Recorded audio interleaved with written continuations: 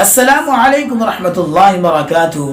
اللہ تعالیٰ آپ لوگوں کو خیر و عافیت سے رکھے۔ دنیا کے اندر ہر طرح کے انسان ہے۔ اللہ نے کسی کو مال دیا ہے، کسی کو غریبی عطا کی ہے، کوئی امیر سے غریب بنتا ہے، کوئی غریبی سے امیر بن جاتا ہے۔ میرے دوستو، ہر انسان کو اپنی پچھلی زندگی کو یاد کرتے رہنا چاہیے۔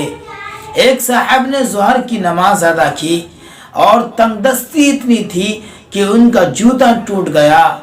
اب گرمی کا موسم ہے، وہ گرم زمین پر ننگے پاؤں چلتے ہوئے مسجد سے گھر لوٹنے لگے۔ یہ خیال پیدا ہوا کہ اے میرے پروردگار عالم، میں تیرے سامنے سجدہ ریز ہوتا ہوں، تیرے سامنے سر جھکاتا ہوں، نماز بھی پڑھتا ہوں، مسجد بھی آتا ہوں، اور تو نے ہم کو ایک جوتا بھی عطا نہ کیا، تو نے ہم کو ایک جوتا بھی نہیں دیا۔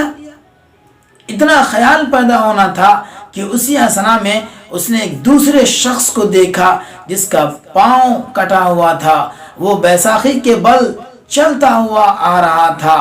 جو ہی ان کی نظر پڑتی ہے اس شخص پر بڑا افسوس ہوتا ہے اور کہتا ہے اوہو، یہ تو اچھا ہوا کہ اللہ نے ہمیں دکھلا دیا، ارے ان کے پاس تو پاؤں نہیں ہے اور ہم اپنے رب سے جوتے کی شکایت کر رہے تھے۔